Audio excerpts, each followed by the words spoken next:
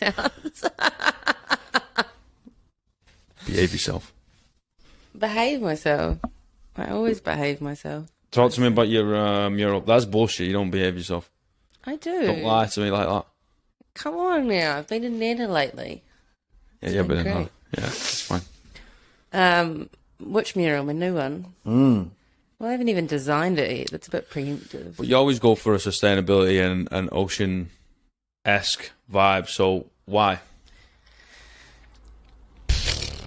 That's a loaded question.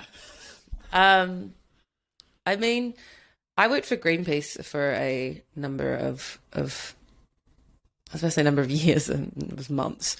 And I remember going around and, everyone talks about, say, the rainforest being our lungs, but the ocean is like one of the biggest intakes of carbon dioxide.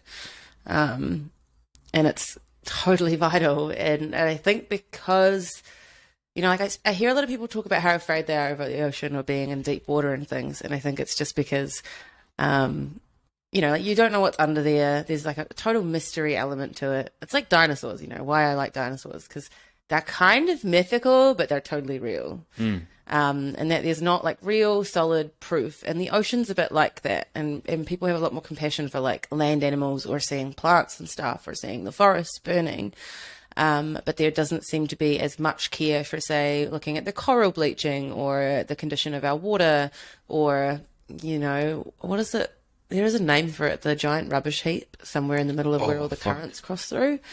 So I'm particularly passionate about speaking for the ocean because a lot of people just don't even really acknowledge it. And there's actually a lot of people in this world that are not, like in New Zealand, we're quite unique in that pretty much anywhere you live, you're still only like, probably 3 hours max from the ocean and the coast. So everyone in New Zealand usually has experience with water and the ocean, but there are many, many countries where they actually aren't bridging the ocean and they don't have that like constant awareness of how it's looking and going. And I regularly go for beach walks and stuff and find rubbish everywhere. And yeah, I don't know. Or even just the overfishing thing. And there's just so many things about the ocean that I feel like are neglected because it is so unknown. Like, what is it? 70% of the ocean hasn't been explored or something. I don't know the exact statistics. Don't quote me on it. But yeah, I've always been a sucker for the underdog, I guess. And the ocean's like the biggest fucking underdog on the earth because it's most about earth,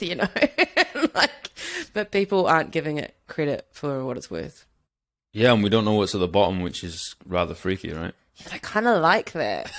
I love that. And like most of the creatures they have found down there are like phenomenal. And like the amount of bioluminescent species is so beautiful. And anyone that isn't entranced by bioluminescence, one of the best moments of my I would actually say of my life, just because it was so chaotic. I've got a friend from high school, last year of high school, and he might kick me if he hears this. But we were up in Auckland, and he took me to the beach one day, and like we're like solid, like brother and sister, or brother friend, brother sibling. I don't even know what to call myself in those terms. Sort of bond. And he was like, "Okay, do you trust me?" And I was like, "Yeah." And he's like, "All right, strap down." I was like, "All right, where's this going?" What? But okay, do it. And then he's like run into the water with me. And I was like, "Okay, cool. We're just going for a skinny dip. Like, I'm down for that. Whatever." Still wearing my glasses. Didn't even. No, sorry. I'd taken off my glasses. Part of the story. And ran into the ocean. I don't even remember where it was. One of the harbours around Auckland. And he's like flicking his arms up and I just figured he was like happily frolicking naked in water. So I didn't think much of it. And he's like, "Can you see it? Can you see it?" And I was like, "See what?" And he's like, "Look in the ocean." And I was like looking, and I was like, "Water, woo." And it's like dark, 1 or 2 in the morning. We've both had a few cocktails. I was like, "Cool, water, yay." He had to run back and get my glasses because I am that bad with my sight that I couldn't see it. And when he came back and put the glasses on, the ocean was filled with bioluminescent, but because there wasn't much of it, my eyes were barely able to catch the refraction of the light. And then, yeah, it was delightful seeing something that's real, like a real fucking organic form that glows. And that was one of those moments of like, oh my God, the ocean is magic and wondrous. It was until a wave knocked me over and knocked my glasses into the ocean. You know, that was a little bit awkward. But the legend managed to find them. He dove under in like the rough currents of a beach and managed to find my glasses. And I lived to tell another day. So not all heroes wear capes. So that was like one of those things where I was like, how can people not, if not, yeah, like you can have a fear for something, yeah, but if you can't also have the awe and respect for how phenomenal it is. That's a really good point. I think you can fear something and also respect it at the same time. You know what I mean? Like a lot of time people disregard it or cast it out because it's like, oh, I'm scared of it. I don't know it. And I think they're really scared of the unknown. And I'll speak for myself. Totally. Like I was a swimmer, right? But if I swim in the ocean, I'm low-key shitting my pants. Really? Okay. Yeah. And like, I think it's just because I don't know what's at the bottom. Have you had any experience to justify that anxiety? No, none at all. Can you, next time you go in the ocean, right, approach it with a curiosity? Do you know, I think the most powerful way to deal with fears, as I've been working hard the last, well, actually most of this year, but really like the last kind of couple of years, and approaching things that I fear, making sure to do it with curiosity. Like, what is it about this that's given me fear, right? Is it the media coverage of what the ocean is? Is it the very minite? Minite? That's not a word. Finite? No. I know what word I'm thinking of. Minor? No. There is a word. Anyway, the very, very small percentage of, say, shark attacks that happen, which, again, I'd like to just acknowledge everybody. Shark attacks don't happen often. It's usually because you're coming into their area or disrupting their young, like, we don't need to go kill all the sharks. I'm very mad about it. That's like the level I feel of people's anger towards sharks is how I'm like as passionate about dissolving that as I am about like anti-trans and anti-abortion laws, which is a whole other thing. Also, something I think you'd appreciate, with fears lately, what I've been trying to think of, because I'm a person who focuses on numbers, and that's often what holds me back in this world, and I get so fixated on them, I'm now trying to use them to a strength in that, say with driving, right? Yes, I've had one very nasty accident, and it scared the living shit out of me. But how many times have I hopped in a car and not had an accident? Right? And so when going through that process, and like if I'm sitting in the car and I'm starting to feel anxious, and I'm like, oh, what if I crash? What if I crash? I've just got to remember, right? I've now been driving for 10 years. Shit. You're like 21, behave. Yeah, so I've been driving 10 years, and in those 10 years of driving, and how many times I've hopped in a car and done long road trips and driven on ice and stuff. Like I lived in Dunedin and winters there were nasty. How many times have I had a crash, right? And use statistically those odds against me. Or I used to have a lot of anxiety about a phone call coming in, right? Or whether that was going to be, the phone call of someone dying. Because for a while there, I had a lot of them, and it was pretty shit. But then again, how many times have I had a phone call come in? Out of all the phone calls, that has been that. And so using those statistics against me. So when you're going swimming in the ocean, right, you can swim in that water, because how many times have you actually had something happen? Oh yeah, I mean, it's not going to stop me from doing it. It's more of all right, you might be anxious as shit right now and shit in your pants, but you can get through it. You know what I mean? Totally. And I think there's something to be said about addressing anxiety with a logical strategy. Yeah, well, anxiety is often so irrational, and most of us, I feel like, when we are anxious, right? Like there's an element. If anything, I get frustrated when I get anxiety because I know that I'm usually getting preemptively and unhelpfully upset, or like making myself suffer twice, or whichever, often about things that aren't set in stone to happen. Do you know what I mean? Like, it's one thing, say, having a speech coming up and feeling anxious about it, knowing that speech is coming up though, right? Like, you actively know that is a thing coming up. Yeah. I would consider that more of a rational anxiety, but so often a lot of us get anxiety about things that could happen, Yeah, 100%. But then I guess with that anxiety, there is anxiety about things that could happen at the speech. But regardless, like, so often we can get caught up on, it's like the fear of the dark, right? Same thing, unknown. So if we can approach that with curiosity, and if we can use maths, which I love, to approach it in a sense of like, yeah, okay, there's a possibility this happens, right? But I can still do it. Or just think of it in the like, try and approach things like, yeah, there's a very high possibility that all the shit's going to go wrong. But if I sit here worrying about it, then yeah, I am making myself suffer twice. So if I just kind of approach it, and just go for it. Yeah, I've been trying to navigate more strategies just to dissolve the voice in the back of my head. What does that voice say? Heavy.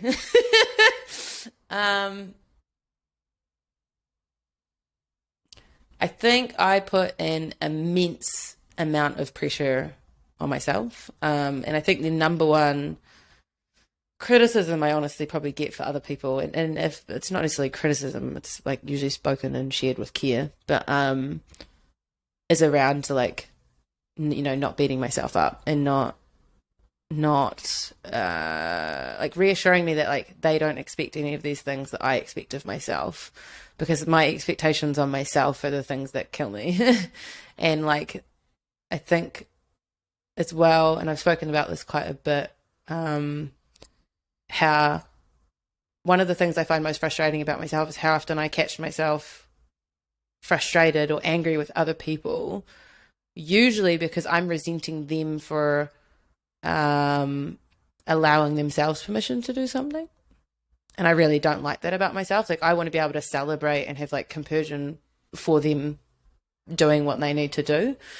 But instead I quite often find myself like just angry and pissed off, being like, fuck you, like, you're not paying attention to me. It's like, well, actually in that, what I'm really doing is getting angry at myself because I'm not paying attention to myself, and I'm not giving myself permission to exist, to take up space, to fuck up, to spend a whole day on the couch and do nothing. So I've been trying to find compassion for myself, because I think genuinely my greatest weakness in this life is that I don't value myself the way I value others.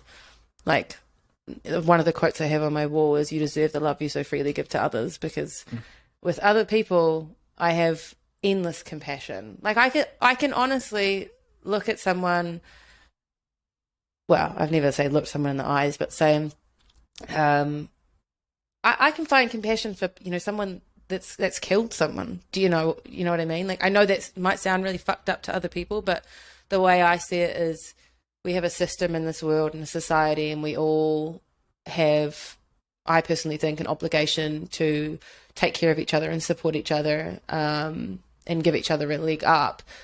In that sense, if someone goes to the point to do that, I see somewhere along the line they haven't been given the love and nurture they needed, and that's not necessarily their fault. I'm not saying what they did was right, but I can break down everybody's mistakes to being like, I feel for you. I understand where you went there, and like, what do you need in order to reassure you that you aren't worth that? But when it comes to me, I had a bit of a meltdown on Monday because I had to text my lovely, lovely, totally reasonable flatmate and be like, can you clean up one of her dishes that she'd left on the bench, which isn't really that big a deal anyway. But I sent that message, and after sending it, I literally collapsed into a puddle of tears and just sobbed for an hour and a half. And I had to like keep saying out loud and reaffirming to myself, like, I'm allowed to make a request for something. I'm allowed to take up space, because I was so overwhelmed at the notion of having to say, yo, this is something I need. Even if it's really small, it just destroyed me, and I don't want it to destroy me anymore. So I'm trying to find bravery and keep asking for those things, even though it feels like it's destroying me, and then reassuring myself and holding myself in that anxiety after it, and that not everybody's going to leave me because I have needs or I want to take up space, but I don't know how. I'm still learning how to fit into that, because I've always made myself as small as possible, which is funny because people tell me I have a really big personality and I have lots to offer and stuff, and I'll still argue them on it, and I don't want to do that anymore. So that's what the voice is saying, but I'm finding ways to counteract it. Have you seen the movie Coach Carter? Coach Carter? Yeah. Well, there's a speech at the end that's one of my favourites, and it's something like there's nothing enlightened about playing small so that other people don't feel insecure around you. Oof. You know what I mean? Like, I watch that movie like regularly. And it was actually really cool because I managed to share it with my little sister recently, and was like I rang her up one time and I was like, "What are you doing?" She's like, "Oh, I'm actually watching a movie. I'm watching Coach Carter." I was like, "Oh shit, have you ever seen it before?" She's like, "Nah." I was like, "Ring me when it's done." And then we just like talked about it or whatever. But that speech at the end like really hits me in the sense of, I think everybody falls in that trap, right? It's like, I'm just gonna like shelter myself off so other people don't feel insecure. I was like, it's the other way around, man. Like, just beam that shit out. Granted, you're gonna get some people that quote unquote haters or whatever you want to call it, where they're just gonna be like, oh, they're like arrogant or overconfident or anything like that. It's just noise. You don't have to pay attention to noise. And all the people around you that when they see you just absolutely shine, get so fucking fired up, and they're like, oh my God, let's fucking go. Like, I'm never going to be able to do this, mate. There is no way in hell I'm going to be able to draw something like that, paint it, think about it, or anything. But that will fire me up to then go do something that I can do, and then that will do someone else. And it's just kind of like, it's a domino effect of just fucking be you, and just like, boom, let it shine. Everybody else does the same thing. It's funny, as you were saying that's beautiful, thank you. But as you were saying that, immediately my reaction was almost like, oh, I'm not making myself small so that others don't feel insecure. I was like, I'm insecure. But there is an element from being a kid, not that, again, anyone necessarily asked me of this. I guess I've just always been very sensitive to other people, that I felt like especially my hurts or my issues were not as important as other people's. And I've worked through a lot of that, and I have so much gratitude for the childhood I had in many ways. But I do recognize that, like, there were times where I just wouldn't. I mean, yeah, actually, I didn't really talk about my achievements either. I remember for a few years, and I don't entirely remember as a kid what. I think I was almost embarrassed in some ways. I did theatre right throughout high school. I found it in my first year and totally found a love for it. And I didn't invite my family or anyone to a single one of my shows.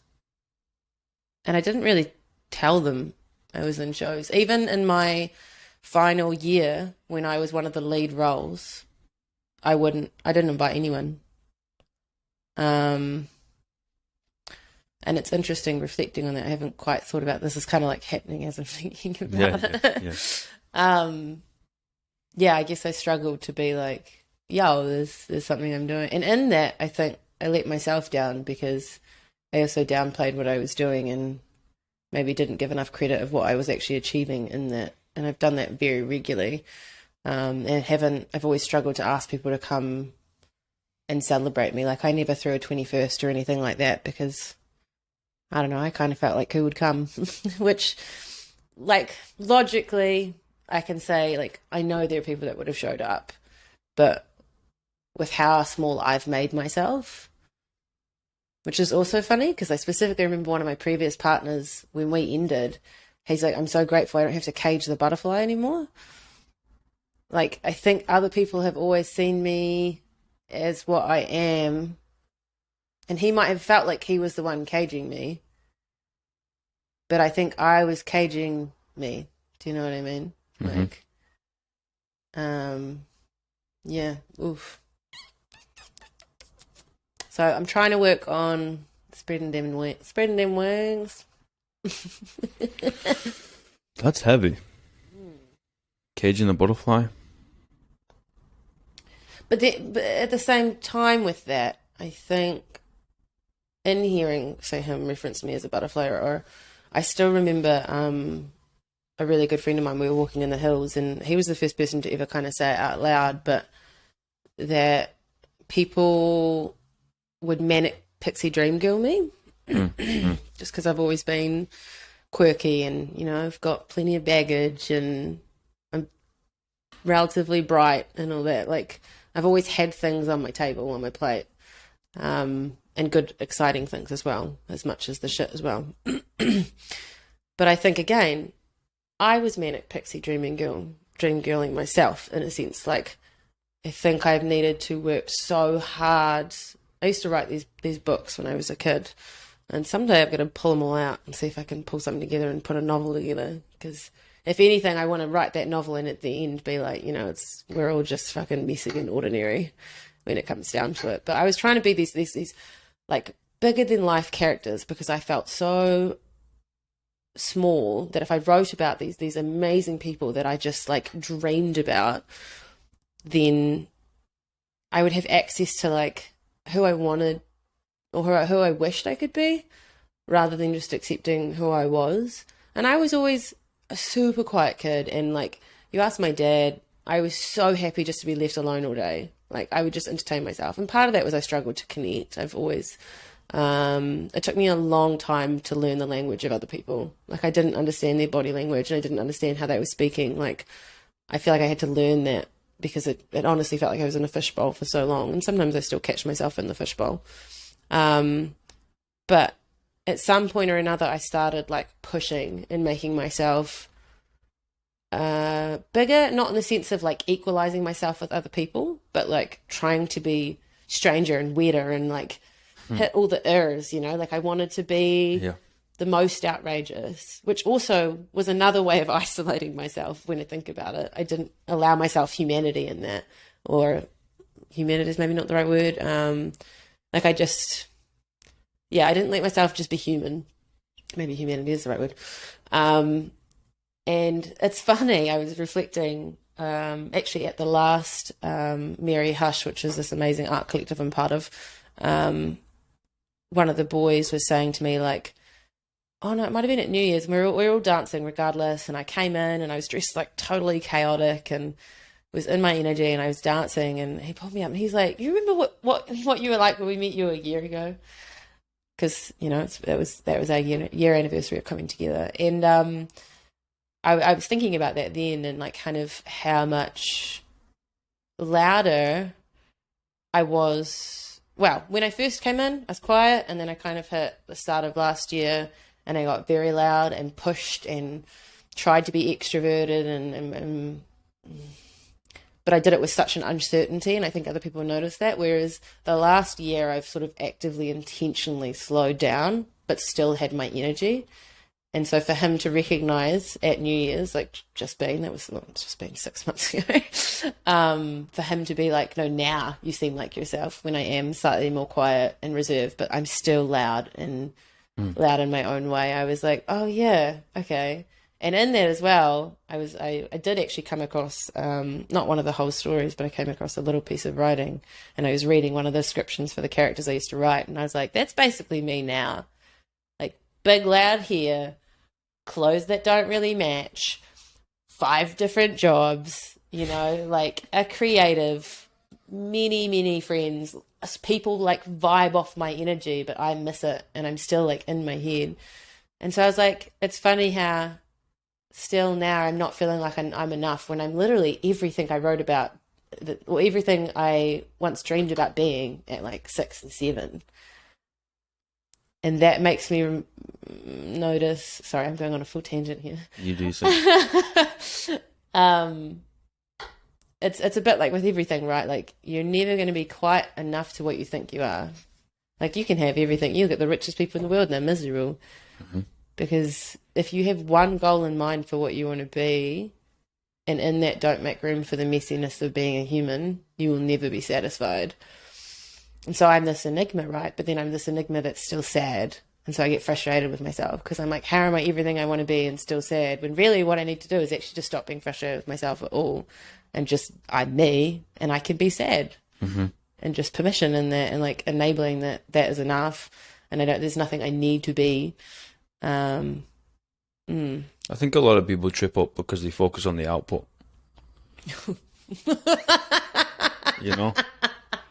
They're always like, oh, what's the outcome? Where do I want to be? What do I want to do? What do I want? And it's just like, it's got nothing to do with that, man. Like, if you keep moving, you're guaranteed to get somewhere.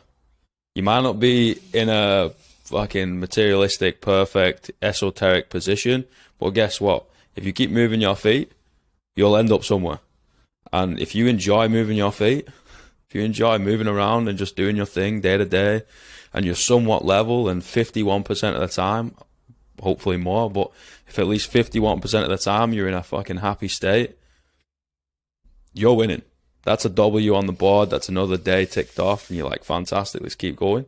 Ooh, I think I just need to record you saying that and apply it to myself every morning. I mean, it's right there. Yeah, I know. Like, wow, yeah, for you to even say 51%, that really resonates. I don't remember, it must have been like 6 years ago or something, and I was sitting there and I was having a conversation with a friend, and I remember her saying 90% is okay. And I cried. I was like, 90%? Are you crazy? Right. I was afraid to go to uni because I was so afraid of not being as smart as I had been in school. Do you know what I mean? Like, I was like, what if I can't match it, right? Yeah. Immediately started. First couple of weeks got A+ and everything without even trying. Motherfucker. I don't mean to sound like a bigoted asshole. But right, do you know what actually got me to quit uni? I got a B+. Jesus Christ. And like, I look at that now and I'm like, you're a fucking idiot. Not an idiot and like... No, I follow. But the fact that I couldn't even accept myself with a B+, which is still a really great mark, and that was on one paper. Dude, I'd do some nasty shit for a B+, mate. Yeah, well, I was getting A's in everything, and like, I've been such a perfectionist that I've totally missed the joy of what I'm achieving all the time anyway. You know, like, I think that's been a huge reason that I've struggled. Well, it's part of my disordered eating, which is like my least favorite thing to talk about, but it is what it is. I'm trying to recognize it at the moment, and like also acknowledge that there are more people that deal with really strange relationships with food than not. But from the aesthetic point of view with my body, I've always had like these numbers, and again, this comes down to those fixation with numbers I talked about, and that relays into a lot of different things, and one of them is with food and eating, and not even necessarily say from a calorie perspective, but like, I can't hop on scales anymore because if I see the wrong number, I get fixated with getting to the right number. And what does that right number even mean? And then over lockdown a few years ago, I hit that number, that spot on number, without necessarily intending to do it. And what really surprised me, and again, it comes back to what I said just before about how, as a kid, like writing these stories of who I wanted to be, and then like now I am that character and I still don't more, or didn't feel like it's enough. I hit that number and I just got obsessed with being like, well, while we're at it, let's just knock it down a couple minutes. You know what I mean? And it was so, yeah, my obsession with perfection is futile, really. Like, I'm trying to hit a standard I will never hit. And until I can find a way to be okay with me letting go of that standard, I will never be happy with myself. But further yet, and the most scary thing that I'm noticing, despite the endless love I have for other people and the acceptance I have for other people, it's interrupting those relationships, right? Because again, like I said, I find myself resenting other people for either not hitting that number, or if they've already hit that number, instead of just being able to be like, fuck yeah, go for it. Or I see other people that don't fit my standard of what I need to be, and they might be the most wonderful person in the world, but I find myself focusing on the features about them that I'm insecure about. And I hate that. I never want to look at anyone and be like fixated on that. And so if I can let go of perfection in myself, not only can I give myself freedom, but I can genuinely, like, mate, it's going to be disgusting how much love people are going to get from me. Like, I'm already that person that's kind of overwhelming. I regularly send people like voice messages randomly, just being like, I just want to acknowledge everything beautiful about you. Usually when I'm on a high about myself. But if I don't have those lows on myself or that pressure on myself, Y'all are not ready for the amount of love in this heart, or like what I can pull off and achieve and gift the world. So you know how to do that, though, right? Yeah, well, we're working on it. You got to start giving it to yourself, man. Yeah, I'm taking baby steps, right? Like, and that's it. That's the 51%. You know, that's a win. A baby step forward is still a step forward. I'm gonna remember 51. 51's way nicer than 90. I did drop it down to 75 for a while. I was like, all right, 75% is okay. And I was going to actually get a tattoo of like a pie chart of like 3/4. Nice. Just to remind me. I would just be 51, thinking. 51. That's a totally reasonable goal. Yeah, man. Like at the end of the day, like life happens, you know. Sometimes it throws you a curveball. Sometimes you know you're not always going to have a good day, a good writing session, a good training session, drawing session, whatever you're doing, right? But if on average the curve is going up, the trend is going up, that's all that you need. You don't have to get there tomorrow. I see it I see it when people train all the time. Like, oh my God, like, motherfucker, you came in gym, you moved around, you moved the chest piece forward, go home. Come again tomorrow, move it again 1 square, go home. Oh, Alex, I needed that. It's 1 square, man. It's chess, not checkers. I mean, it's true though. Like, I give myself such a hard time for not growing, but I can look at where I was 2 weeks ago and see things that have already changed, and like in everything I do, and like singing, which was meant to be an act of love, to start getting a little bit of training because I've always loved to do it. And a few comments when I was younger stopped me, even though actually, if I actually narrow it down, let's say looking at numbers and statistics, I've had far more positive comments about my singing since I was a kid than I've ever had negative ones. But unfortunately, a couple of those negative ones came from really key people. So I just really doubted myself. But it's even been amazing watching, that was maybe 3 or 4 months ago that I started that, just the development in my voice and like better understanding how to hold notes and whatever, and do runs and riffs. That's such a tangible thing for me to be able to see like progress, right? But then even I've got journals back from like 21 or whatever, even that, like hearing what I would say there or what I'd be complaining about there, and then like thinking about what I'm complaining about now, like I'm miles ahead of where I even need to be. And then the other thing I need to keep reminding myself is, even though I feel like, you know, I think losing mum really young has made me feel stuck between, you know, the 3-year-old that's always looking for my mum, and that bit hurts, but there's also like a lot of joy, and I have an attachment to my childhood that a lot of people don't, and I think that's one of the things that draw people to me, because there's a really fun, playful side to me, and a relatability in terms of like craving vulnerability but not necessarily knowing how to get it, and craving comfort.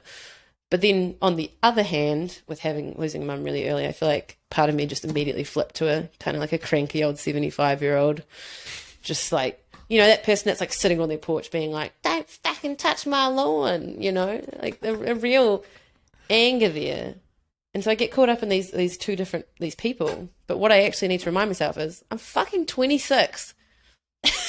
Like, I have so much life ahead of me. I'd like to believe now. If we've gotten past the whole I'm going to die at 20 thing. And I think that's all sometimes what we need to remind ourselves with, especially like, I think a lot of people currently kind of in their 20s that have been the generation that's grown up with social media as well, and seeing that pressure of how much we should have achieved by now, and like as well looking at our parents who most of them already were married and had kids and houses and whichever. The economy's changed a lot. The understanding around mental health and overworking's changed a lot. Like so many things have changed, and we all just need to actually give ourselves a fucking break, because we're doing what we can. And we have also, I mean, Christchurch especially with my generation, earthquakes, COVID, there are actually a lot of things going on over those times, but also like across the board, we're all dealing with a pandemic in some of our like most important development years, so we can get caught up feeling like we need to be more adult. I say that. then we need to be, but we don't actually need to be that adult. Yeah. But it's not even I can't adult. Like, why? Well, what does adult mean? I think it's expectation, man. You know, you need to reach this at a certain time, and if you don't, there's something wrong with you, or you messed up along the line. And I think expectation is the one of the worst things you can have for yourself and other people. I wish I'd learned that earlier. Just like give less shit, you know, like unconditional love. We know that. You and I both know that. Strongest thing on the planet. Love something unconditionally. Something, someone, whatever, somewhere. No string attached. Doesn't have to do anything. It's just purified love, right? But we don't give that to ourselves. We're like, oh, I have to do this, do that. And I know that because I fell into that trap for a long time, man. And I think everyone does. What for you was the moment when you realized that you needed to put that on yourself? Like, did you have a point that came on that you were like, oh shit, like this is... That's a great question, and I'm not really too sure. I can't pinpoint a specific event or time where I'm like, I need to stop expecting shit for myself. Mm-hmm. But I know you mentioned about, oh, I've not really done anything, so I can't have grown. I disagree, and I think periods of somewhat stagnation is actually important because you get your chips back in line, ready to go again. You know, sometimes you got to retreat. Wow, yeah. Well, I know that because I've got those two things in between us, and both of those came out of like, one, me getting up early and just writing, and two, me just kind of coasting. Always pushing for something, but nothing's paying off. I'm missing every shot. Nothing's coming my way. And like, if you look at it in that moment, I'm like, I'm not doing anything. And days are going by. But for me, it was like, if I write something, I write 1, 2, whatever, just a feeling or something. I've accomplished something. And it's the same thing as like, if I get up and make my bed, you know, it's a win. If I get up right and work out, I've already done a couple things, and I'm like, whatever. If I'm not pushing any other boats, it's interesting okay. Though, from what you just said, even with that language, I guess that was the thing that just highlighted really brightly in my brain there, about how, like, you know, missing all the shots. I mean, if you're taking the shot, you're not missing it. Yeah, exactly. No matter where it lands. I got used to that. I got used to the coming up short, man. Of like, I aimed for this and it didn't work. Or I went for this and it didn't work. Or I asked that person and they said no. Or I went for this opportunity and it got pulled out. Or this was fucking perfect and I worked so hard for it and someone fucked me over. And I'm like, okay. And now I'm like, it's happened so many times that I'm so numb to it. And I'm like, great. Like, guess what? If I look in the mirror or take a picture of my back, I don't know which scar is yours.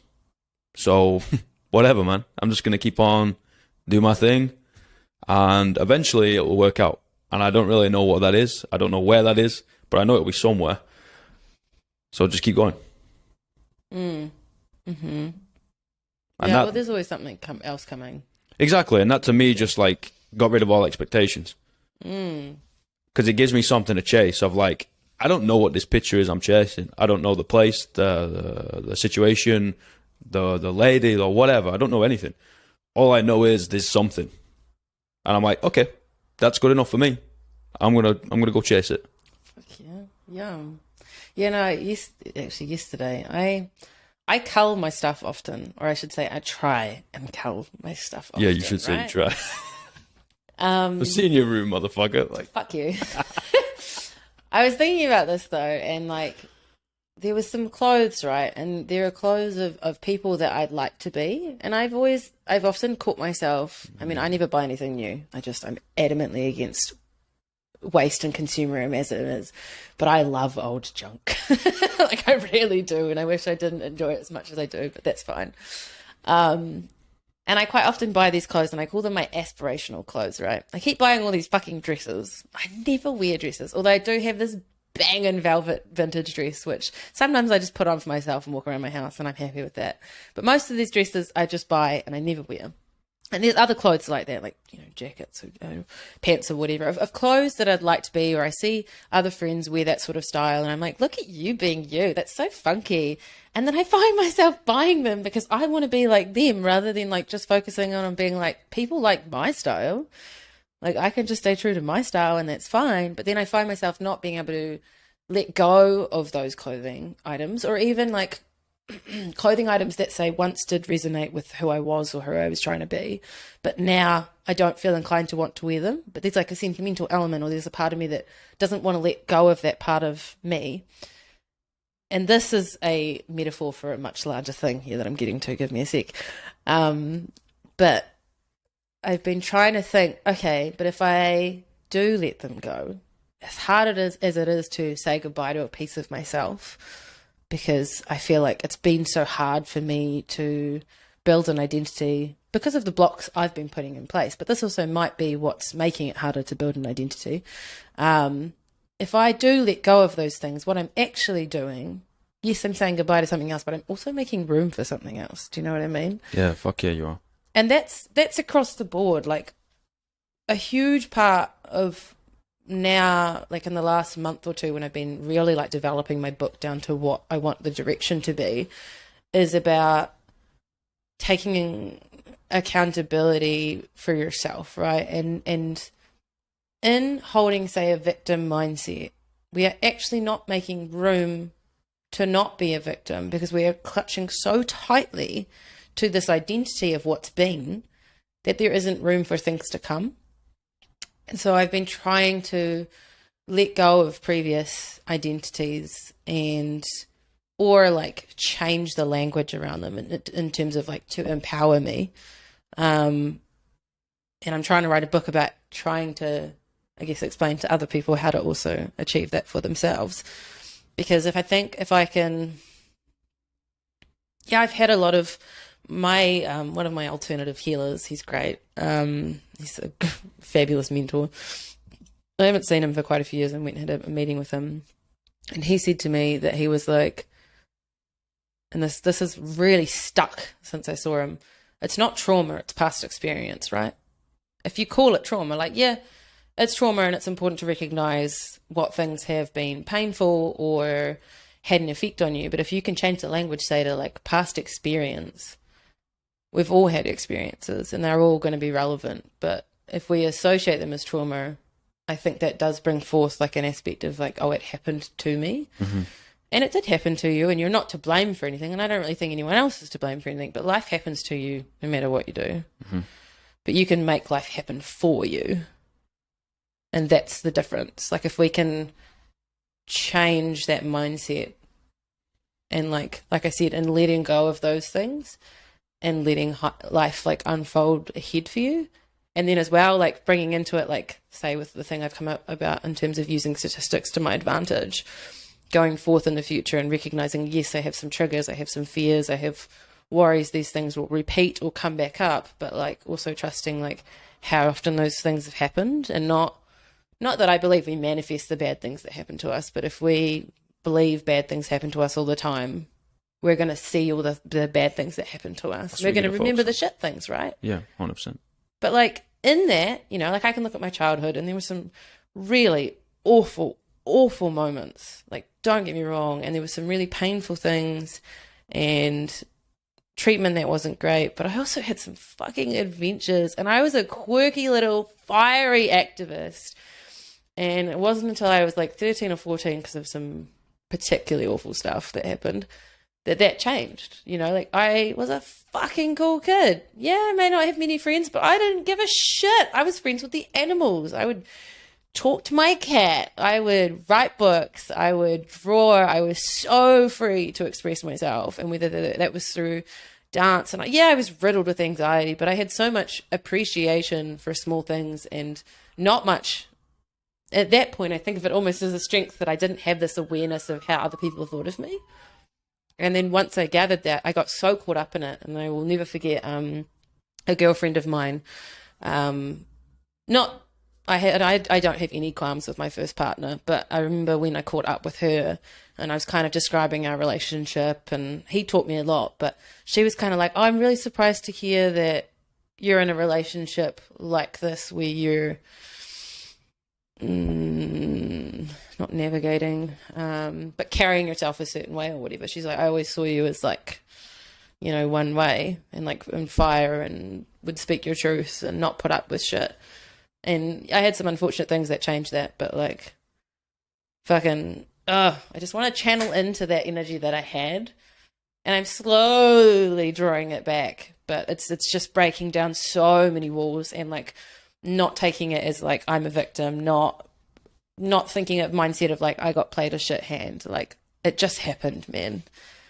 Shit stuff happened and it hurt and it will always hurt, but then you got to think of that like shit happens, you know what I mean? Like straight up, that quote is great. Shit happens. Whatever you do, doesn't matter how kind you are, doesn't matter how hard you work, there are going to be obstacles along every way, and we can't hold on to that for too long, or you're just missing out on what's ahead.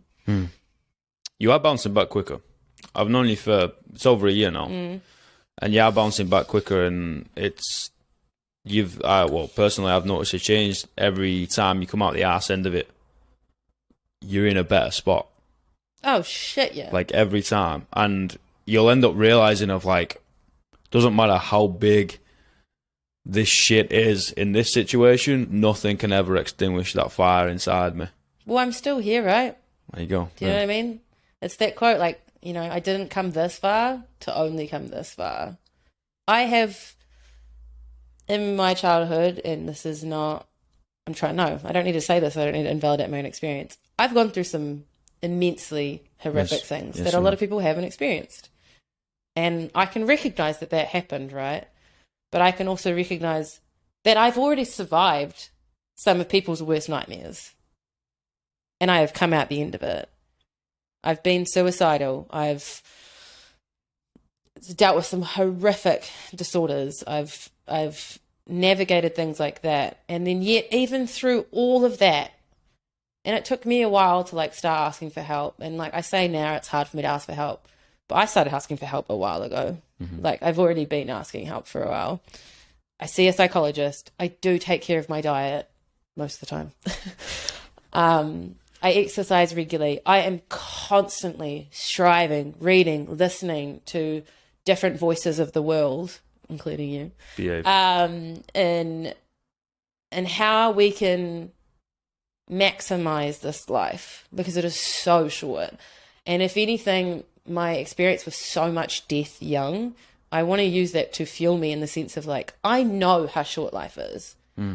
And I know how valuable our time is, and especially how much we need to value the time when we're healthy. I've just come out of a week being sick, and I was a miserable dickhead. I was shit on myself. I was pissed off at everybody else. Couldn't do anything. I was like, all I can do is lie in bed. I binged like 5 seasons of TV shows, which to me is such a waste of time, but whatever. What I now already have out of this, as I'm coming out of it, is like, yes, we should be fucking grateful for every breath. You know, people joke about how when you have a cold, there's like memes that go about this. When you have a cold, that the minute you come out of the cold, you suddenly go, oh my God, I can take a breath without like feeling the obstruction of my sinuses being blocked. But like every day we should wake up and be like, fuck yeah, I get to take a breath today. Fuck yeah, I get to do the dishes. Fuck yeah, I have a roof over my head if I'm lucky enough. You know, like there are so many little things that we do not take. Well, we take for granted. We don't acknowledge as being phenomenal. Like, if you want to take it back to how generations lived years ago, like we have power, we have hot water, we're not in the fucking US. Like, I am so disgusted about these anti-abortion laws that are coming out. I cannot believe that in the current world we're in, that in one of the biggest Western countries, that they're saying that they have to be able to dictate the rights over a female's body. And I already resent being in a female body, which I'm also trying to work on that relationship, whatever it is, what it is. I can identify as a dinosaur all I like and take that freedom how I will. But yeah, there's so much to be grateful for, and I just need to remind myself of that. And like as well, even just being grateful for waking up each morning, right? That we let ourselves wake up each morning and that we keep waking up each morning. Even we go to bed and we have the shit of sleep, we had arguments with loved ones, whatever, and we still get to wake up. You just got to keep going on with it, because also, even if you're in the thick of it right now, if you're in the tormented ball of bullshit of your mental health, I can guarantee you, if you find a way to keep, even if you can't get out of bed, if you find a way to just keep waking up, going to sleep, waking up, going to sleep, it will come around again at some point. Oh yeah, man. Those peaks come back, man. Troughs can't happen for forever. They always do, and it is. It's a.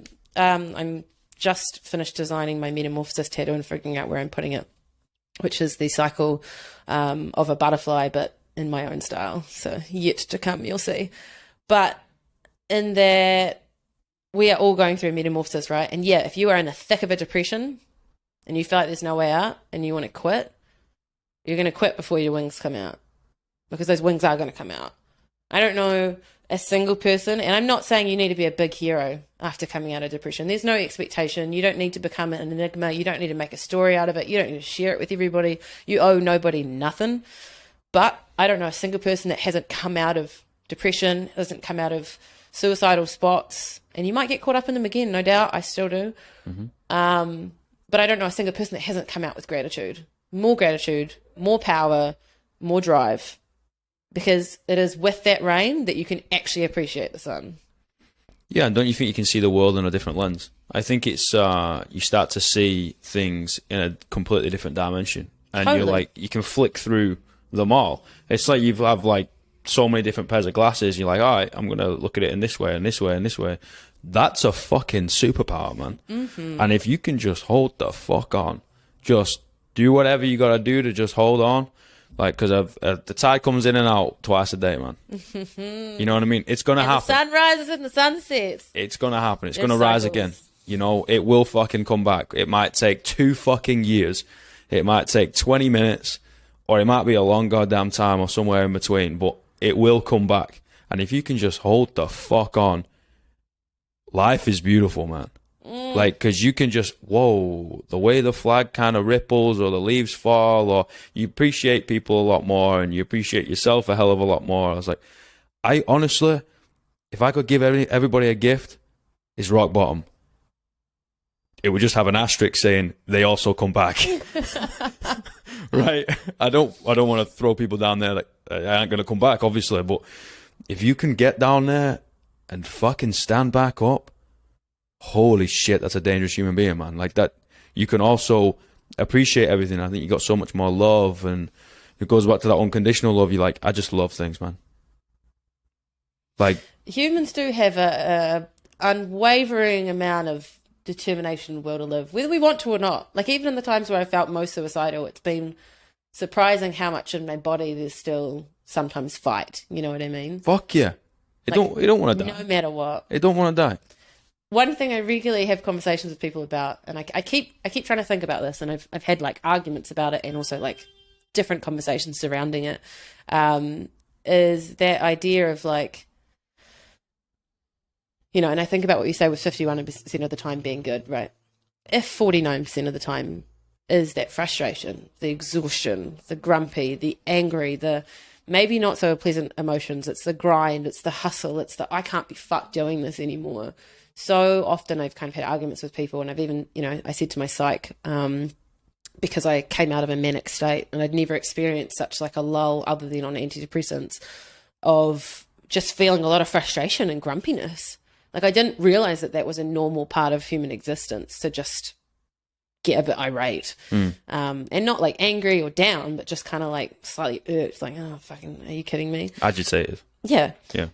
And I was like, oh, you know, why do people even want to live if this is what it feels like, if they're not experiencing this euphoria all the time? Because the euphoria is what I was holding on for. That's what my teeth, my fingernails and my teeth were grasping onto. Now I've kind of gotten used to a slightly more level-headed me. It's definitely been an adjustment. And I finally realized, it used to be, my argument used to be like, why the fuck would anybody live just for those very, very small moments of belly laughter and that sort of thing? And I'm like, no, that's exactly what we live for. You could have 80% of your week that's a piece of shit, right? And like the worst week of your life. Or I remember, losing one of my foster mums, which is one of the hardest things I've been through. We were all pretty fucking shattered. And then her dog was just being really cheeky. And she came up and she was just like licking everybody. And then finally it all cracked and we all laughed. Do you know what I mean? And that moment was just like, I can't even put words on it. How that moment managed to counteract an entire experience of sorrow. And that can literally be what it could be. You can have a whole year that's terrible and then have one day that's just enough to remind you why you're here or why you want to be here, which is why we also need to be so kind and compassionate and considerate of others and ourselves, because you literally don't know. Like it can literally be the smallest thing between life and death. If someone's having a really shit time or just even a shit day, it doesn't have to be the extremes of all of it. You making a joke with someone, you smiling at someone, giving them a compliment, dropping them off flowers for no reason. It doesn't have to be a big gesture. It can be a big gesture, but what you can offer, however small, can make a ripple impact like you would never expect. Like, ever. And I think I'm finally starting to realize that, yes, I have always had a ripple impact, and I need to celebrate that and focus on that and not think about what a lot of the time I feel like I can't bring, but actually focus on what I bring most of the time. And what everybody's always reassuring me and telling me, like, Liv, stop being so hard on yourself. You are bringing this shit. Like, when you're on it, you give everything. You know what I mean? Like, I've had people say that conversations I've had with them have changed their lives, like the course of their lives, or at least been able to plant a seed, right, that they're worth something. So I need to focus on that and not focus on the rest of the time when I feel like I'm not able to give much, because that's actually plenty. That's more than enough to give. You don't have to give to people. Yeah, but I'm not going to argue right there. If I argue that right now, I'm just affirming to myself. But yeah, no. No, it goes back to you live your way and like give back to you, and that like gives other people permission. They're like, oh, I can actually look after myself. Yeah, well, it's like what I just said though, in that if I can start giving myself permission to do those things, that's actually me giving other people the permission to do them, because I won't have any resentment towards other people, and I will be able to celebrate them giving anything to themselves or achieving anything, which will then propel them to achieve more and then spread that on. I've just joined a amazing collective, which I'm not going to talk about details yet, but one of the things we're all talking about is, starting small, starting local, like with who's around you, your community and that sort of thing. How we create global impact is by literally spreading like a mycelium network across the world, kindness. People have the power, man. Like just being conscious. That's definitely how I believe. But I think people have the power. I think we lack accountability of the sense of, oh, it's this person's problem because they've got to put a bill in or pass this whatever. It's like, no, man, no one's got any power over you. You ain't chained up in a corner, right? You're not a child. Like, you have every right to do whatever you want to do, even if it's like bending the rules. We're not, just fucking do whatever you got to do. And it's like, oh no, but this person and this council, and there's no money for a pothole. And it was like, but you also have the accountability to say hello to someone.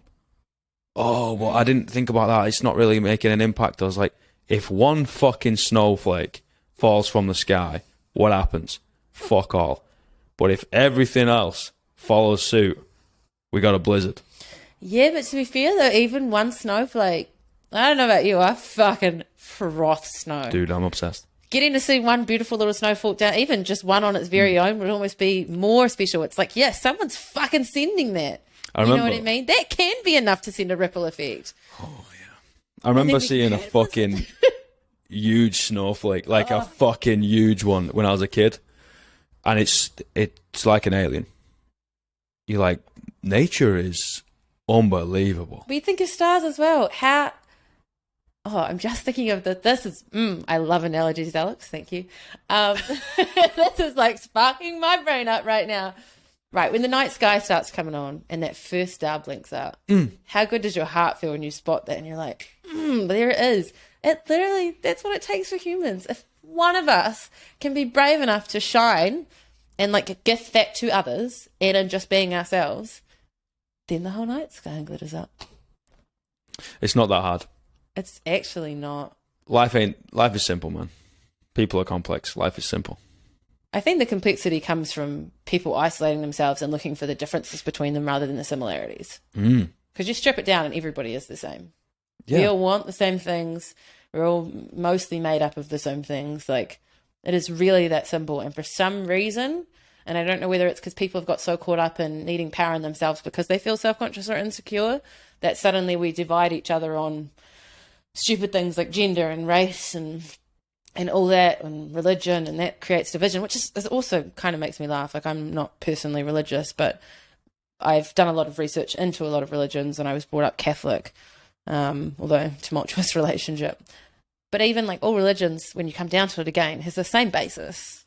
Well, Ricky Gervais puts it perfectly. I love this man so much, and he's like, he doesn't believe in any God, right? And he was like, there's 4,000 accepted gods across all the religions. He believes that 4,000 of them aren't real. And if someone believes in God, they believe 3,999 aren't real and one is. And he was like, the only difference is I don't believe in one more God than you. That's it. But yeah, I don't have a problem with people believing in gods as long as they don't berate other people for not believing in that God with them. Yeah, I mean, I think you have a right to do whatever the fuck you want to do. Whatever is enough to give you hope, lean into it. Yeah, because we all need hope. Especially, it's a strange world at the moment. There's a lot of garbage going down. Our climate is suffering. I think socially, in many ways, we're actually taking steps back as much as equality is coming through. So whatever gives you faith and makes you kinder, lean into it. Yeah, and I think there's some real beauty in amalgamating all these teachings from everything. You know, it's just like, hey, let's just have an open conversation and learn from something. I don't need to believe in Jesus or Allah or anything like that to take some piece of wisdom from their religion. Like, that doesn't make any sense. It's like, no, you have to be 100% or nothing. I was like, that's not life. Life is this weird kind of amalgamation of everything in the middle. I was like, well, why can't we have this open conversation of like, oh, that's actually a really cool idea. You know, I'm going to take that from the Mormon community, right? And I'm going to apply it to my esport team.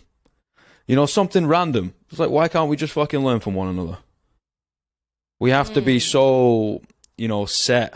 We all play with a one-sided coin. You know, we put ourselves in this box. Well, guess what? The box doesn't have a lid. Step up and step out. I think because we're still getting caught in this right and wrong attitude. Like, we're also threatened, I think our identity and our egos get threatened far too much. You know what I mean? Yeah, like, 100%. and that, especially if you've been brought up a certain way and that's what you've believed and lived your life by, your whole life, right?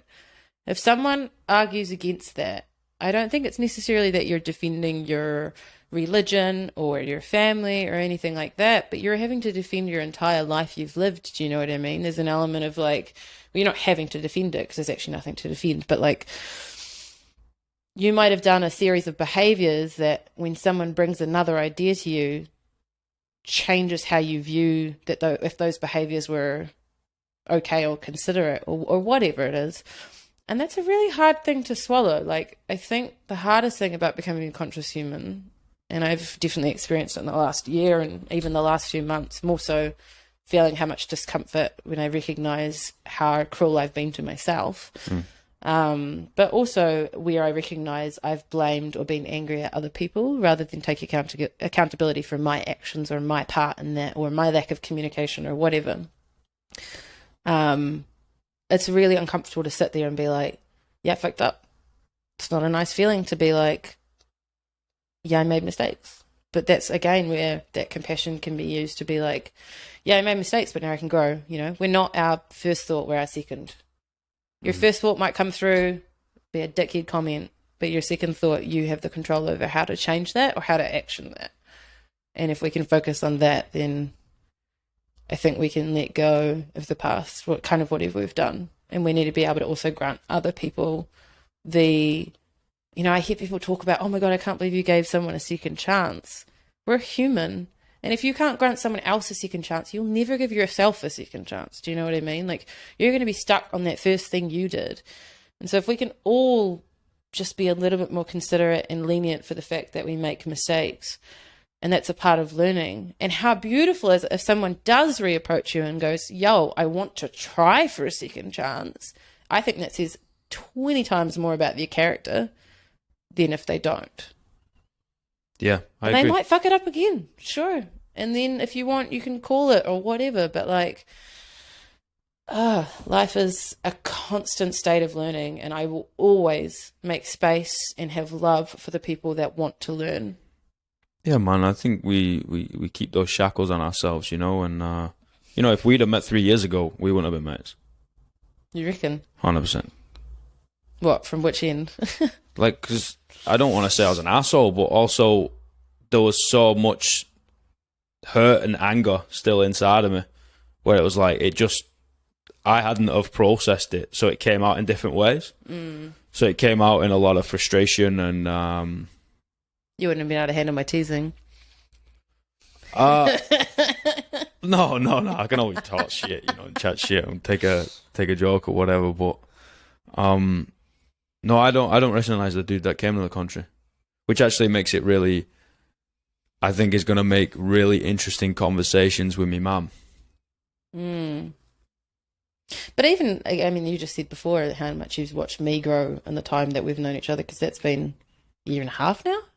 I'd say so, yeah. I've done the same with you. Like, the amount both of us have taken steps and pushed, and even like, the week or two that I was working on this, the conversations we were having on the floor as I was working on it, and obviously you were feeling pretty snowed under, and just my experience in working my way through this mural, because this mural is a little bit different than a lot of the ones I have done as of late. Like, you and I are constantly striving for growth. Always. But you know what? That's why we are friends now. yeah. Well, you know what we are is a lot more acceptance of ourselves. Yes. And I know that because as soon as we start feeling something, the other one knows about it. Oh, yeah. It's not like, oh, no, fuck, I'm feeling this again, blah, blah, blah. You beat yourself up for 2 weeks and then you open up. It's like, hey, this is kind of the weird situation I'm in. I'm all right. Contact me in like 2 days or something, or let's go get a coffee, or I'm going to go down a Wanaka, or whatever it is. It's just like, okay, I've got this set of cards again. Okay, no worries. I've got my steps. I'll figure it out.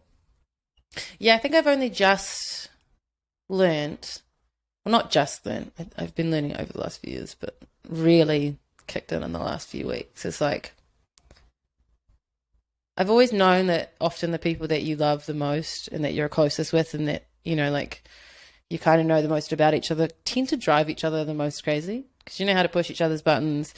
Yeah, you kind of spend too much time together. You get right into each other's, like, niggly, uncomfy spots, right? And you really can piss each other off. Love and hate is the same thing, man. Totally. But in there, have I lost my point? No, come on. There can still, be so much love and appreciation. And I've always, the minute I've come up with confrontational friction with someone, typically in my past I've run. And like, you can look at it in the cycles of, school for me as well, which is already kind of a tumultuous time. But kind of every year I sort of had a different cycle of friends. And I created this narrative like that all left me or abandoned me or whatever. But actually, I'd just fucking run from each group. Go into a fresh one. It's easier to deal with a fresh group of people than to have people know you that little bit deeper. And now I've realized that the people that you care about, they can piss you off. And like, you can tell them you're a bit pissed off at them and then get over it and then just go back to normal, which is what I'm trying to do now. Or you can sit there and fester on it and not express that something rather or another has frustrated you and then actually destroy the relationship in that sense, or you can just fucking run from it. That's another really good point, and that's another thing though how I've grown over the 3 years. Like, I've fucking burnt so many bridges, man. Yeah. I'd be like, you know what? Here's a hand grenade, and I've taken the pin. Yeah, but at the same time, you can, I mean, depending on who it is, you can go back. Like, the amount of people that I've walked away from, and there were definitely some people as well that I don't think, especially when I was younger, because I was quite mature and already speaking about a lot of things that other people were uncomfortable about, I've always been relatively open in a very pragmatic sense, not necessarily the most vulnerable way. But the amount of people that have come back to me, or where I thought the bridges were burnt because of a behaviour I'd done or whatever, or something I'd said, or me just pulling away like I usually do, that have come back to me and said, do you know how much of a fucking impact you actually made on my life? Like, I might have been uncomfortable about the change that you were instigating in me, and I might have pulled back because of that, or I might have been hurt that you stepped away or whatever, because I was always trying to carry everyone. But the amount of gratitude I've had back throughout the years, and the amount of people that have come back and been like, I want a relationship with you. I want to have some element of connection with you because you made an impact, because you were yourself, because you could express your frustration, or because you were honest and that sort of thing. And sometimes timing's a part of it. Sometimes you'll meet people that are not ready for you. Do you know what I mean? Or sometimes or the other way around. Or you meet people you're not ready for, or, you know, like, most of my relationships really come down to timing, the ones that have ended. Like, yeah, me too. It was just wrong space, wrong time. I have genuinely, probably an atrocious amount, not an atrocious, but I know a lot of people wouldn't necessarily agree with it. And, you know, I don't have contact with most of my ex-partners anymore, but I have so much fucking love for them. And I will always hold my love in my heart for them. And I actually don't think that restricts how much love I have to give. Like, you know, talking before in terms of like letting go of our past so we make room for the future. In fact, I think it actually gives me more love to share outward, because I have so much appreciation for what I had with them, what they taught me, what we gifted each other, that we were able to recognize, you know, like, we're just not right for each other. And that's a beautiful thing, rather than just like, you're a shit person. It was just like, you're actually a fabulous person, but I am not the right person for you. Or like, our relationship is not appropriate for how we vibe or whatever. So there's a lot of freedom in that. See, it all comes back down to compassion, man. I can't wait to get this book finished. Like, can't wait to read it, man. It's going to be so good. No, it's going to do... And writing this book is teaching me, you know what I mean? Like, this entire journey, every time I sit down and write a chapter, I usually realize something new for me and something new to gift to others, and like slowly apply it. And it's funny, at the moment, I don't feel like I'm moving with much velocity, when in fact, actually, career, friends, family, all of that is actually moving a lot. If I look at how much I've achieved in 6 months, it's bananas. But actually, with the amount of growth I'm doing, with the amount of research I'm doing, with the amount of reading I'm doing, with the types of conversations I'm forcing myself to have, where I'm uncomfortably saying to someone, yo, I'm feeling undervalued, I'm feeling pissed off, can you fucking move your dishes? Whatever. Like, I'm actually moving with the velocity that most people aren't doing, because I am dead on facing my fears. I'm just like, yep, I'm sweat. Even right now, actually, I don't know if you can tell, but I've got full shakes right now, because I'm just recognizing a lot of things, even if I've been talking. I don't know how long we've been talking now, actually. We didn't need to be aware of time. I'm uncomfortable, like, speaking about these things and sharing these things, and I don't want people to think I'm weak or whatever bullshit is going on in my head, which I know is not true, and I'm trying to, like, simmer it down as I do it. But I've got the shakes because this is real, and there's change coming, and even, like, I know I'm going to walk away from this conversation feeling different, and this is going to instigate something different, and I'm just noticing, That's every time you and I have a conversation, man. Fucking I know. I wish we could have recorded some of even like the first conversations we had, when we would just have a you know, crappy black coffee and shit down and just yarn. Yeah, I got so much fucking appreciation and love for people that can sit down and just talk real with me. You know what I mean? I'm like, you don't understand, man. Like, that means the world to me. Or from coincidence, or from Instagram message. Yeah. I still haven't even done a mirror of one of your poems yet, so that's still to come. Look what's on the wall, man. Yeah, I know. All right, I think I'll have to ask you the 3 questions. The 3 questions. I didn't get these last time because we got cut off. So what do we got? Holy shit! Yeah, I didn't. It's not weird question. Y'all missed out on that last podcast, man. There was a solid probably 50 minutes of footage that we lost there. No, and then there was like half an hour beforehand that we was just laughing and crying and fucking. Yeah, that's us usually. No, talking sorry, shit. 3 questions. Give it to I nearly me. cried like 3 times in this conversation. But anyway, like, number one, what's the greatest piece of life advice you've ever received? Oof.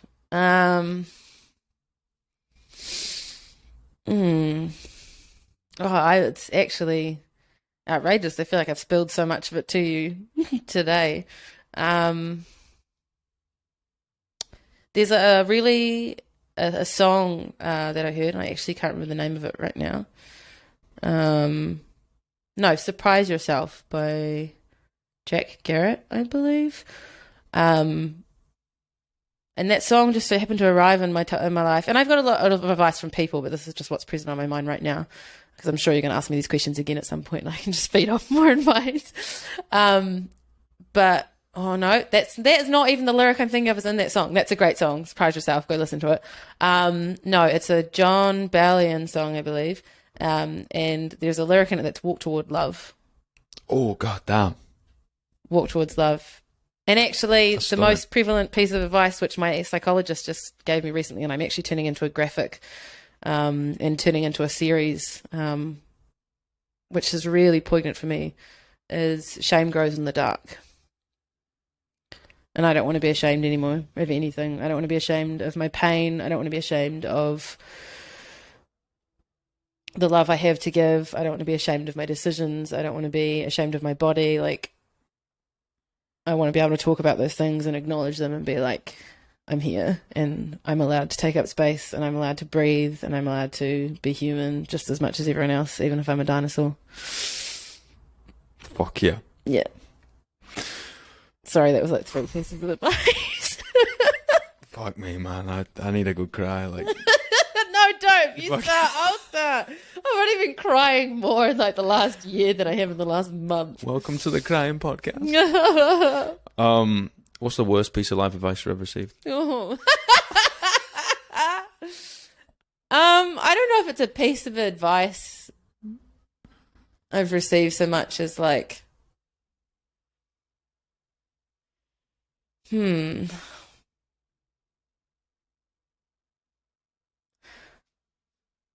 know, I don't think there is a worst piece of advice I've received, because everything that someone has shared with me, I've either taken from something from it or taken the opposite from it. Do you know what I mean? Mm-hmm. Like, I've always been a person that whatever I hear, I consider.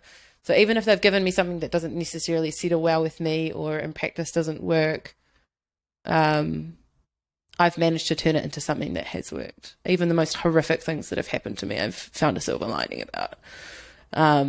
And if people are trying to give me advice, I think it's usually with best intentions.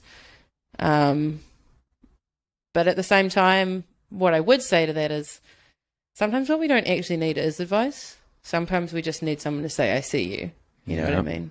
And not try and fix everything. And that's coming from a chronic fixer. I'm so sorry, friends and family, for all the times that you've just probably needed a hug and I'm too socially awkward and touch sensitive to just sit with you and be there with you, and instead been like, do this. Now I just try and like, you know, make people laugh. I think laughter is a great diversion from sadness, but also I need to acknowledge that being sad is okay, for nothing else of myself. Like, we can cry. It's okay. You can cry.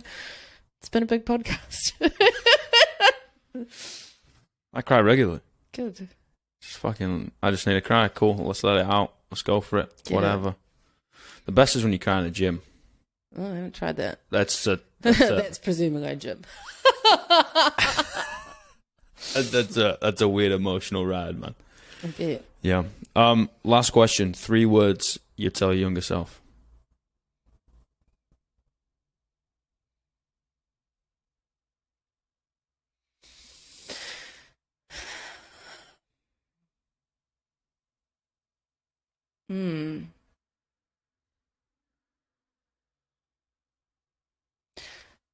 As I say, you got this, but it's you already have this. Which is 5 words, but like, I think I had this figured out from the get-go. I needed to keep dispelling the fact that like, I struggled. I haven't struggled the same way other people have. You know what I mean? Like, I've been gifted with a conscience that sometimes torments me, but not everybody gets that. And so even from the very start, like, no matter what happened to me, it was always still approaching everybody with love. And I was born with an abundance of love to give and an abundance of presence. And if nothing else, I always got to bring people joy. So, like, you're already there. You're already everything. You're already everything. That's 3 words, right? Yeah. You're already everything. Yeah. Yeah. That's beautiful, man. Well, people love you. Thanks. Including me. I know. I'm number 1 on the list. Number one. Fuck everybody else. I love you the most. I feel like there are people that might actually argue with that, but No, I'll take that. I need to, like, feed into that and be like, yeah, I'm well loved. I'll argue the toss, don't worry. Right. Olly Kade. Yeah, get it. If you want any murals, any graphics. Watercolors, fucking, if you need a model. Hey, no. And keep an eye out for my book. You can reach me at OK_creates on Instagram. Olly Kade creates on Facebook. Pretty easy. There's going to be a link anyway. It's okay. Always down to help. I'm sure I will be back on this podcast soon enough. We talk too much shit. No more fucking 20-minute podcasts, eh? Oh, fuck. Too much technical difficulties, man. But it's been a joy to be back here again. And, you know, I just woke up, had a real fucking weird dream, and then bite here. So it's been nice to let fresh off the brain what's coming out without overthinking it, and to sit in front of this mural again and remind myself I'm a badass and I painted this shit, just in case you missed that. That motherfucker did that motherfucking thing. Yeah. And it's pretty fucking cool.